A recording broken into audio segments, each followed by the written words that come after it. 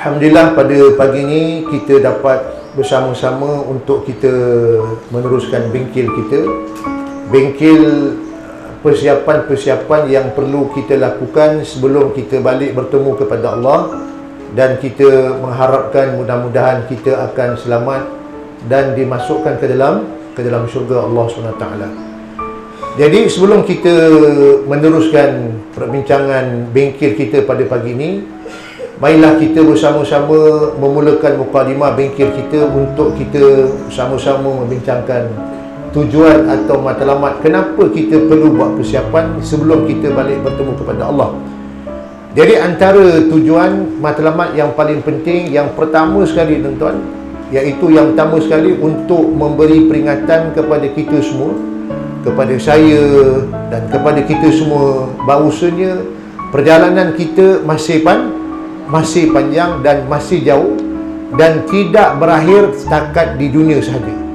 Perjalanan kita yang kita telah pun bincangkan selamanya, iaitulah kita akan meneruskan perjalanan daripada alam roh, kita berpindah ke alam perut ibu kita, kemudian kita berpindah ke alam dunia sekarang, dan kita akan mati, kita akan berpindah ke alam barzah, kemudian kita akan ke padang mahsyar, ke titian syirat, di neraca timbangan, dan penghujungnya sama ada kita ni akan dimasukkan ke dalam syurga ataupun kita tidak dimasukkan ke dalam syurga. Tapi saya dan kita mengharapkan mudah-mudahan kita semua ni akan selamat dimasukkan ke dalam syurga Allah SWT. Itu yang pertama, kenapa kita meneruskan usaha untuk kita berbengkel ni, kerana perjalanan hidup dunia masih panjang lagi. Yang kedua, kehidupan lepas mati ni adalah kehidupan yang tidak ada penghujung dan tidak ada penutup. Dia tidak ada penghujung, maknanya tak ada penutup. Dia tidak ada full stop, maknanya dia kekal selama-lama, abqa, kekal abadi. Tak ada satu orang pun tuan-tuan, saya nak beritahu, dalam kita punya kehidupan dalam dunia ni, bila kita berada duduk di satu-satu kedudukan, siapa pun kita, pengakhiran kita semuanya adalah sama. Penghujungnya kita pasti mati. Kerana Allah Ta'ala berfirman, kullu nafsin zaikatul maut. Tiap-tiap yang ada nyawa pasti akan mati. Dan yang ketiga, tidak ada yang dapat menyelamatkan kita di sana, iaitu di hari akhirat, melainkan kita bawa bekalan amal yang mencukupi. Kerana akhirat ni tuan-tuan, dia tidak menuntut untuk kita bawa pangkat kita, kedudukan kita, harta kita, kekayaan kita, ranking kita, kemasyhuran kita. Tetapi akhirat menuntut untuk kita bawa yang itu, yang pertama, yang paling penting, keimanan kita kepada Allah. Kedua, amal-amal yang soleh. Yang ketiga, bekalan amal ibadat, kebajikan-kebajikan yang telah kita lakukan semasa kita berada di alam dunia ini. Dan yang keempat, tujuan kita berbengkel ni iaitulah kerana perlulah kita buat satu perancangan, perancangan persiapan untuk kita bawa sebelum kita balik bertemu kepada Allah. Ini orang buat persiapan kan, persiapan untuk duniawi, persiapan untuk menabung, hari tua, pencen besok.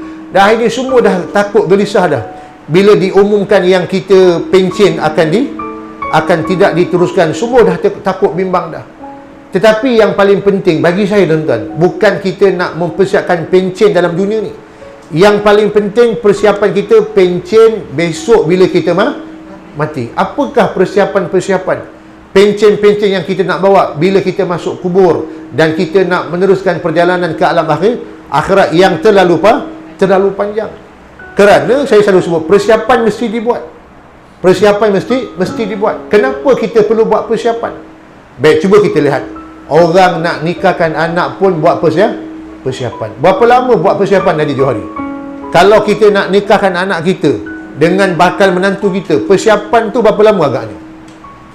Berapa lama? Setahun, 6 bulan. Tuan-tuan semua ada pengalaman. Makcik Aisyah, berapa lama persiapan buat untuk nikah anak makcik? Ada ambil setahun, nak tempah kad kahwin, nak tempah catering, nak tempah khemah, apa lagi? Nak tempah kendarat pun nak kena tempah.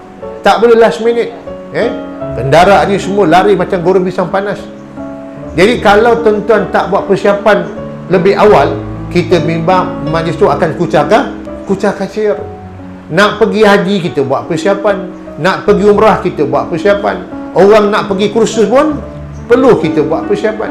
Ini kan pula persiapan untuk kita balik bertemu dengan Allah. Yang saya kata awal tadi lah, perjalanan itu terlalu panjang dan dia tidak ada pengakhirannya, dan dia tidak ada full stop, kekal abadi sampai bila.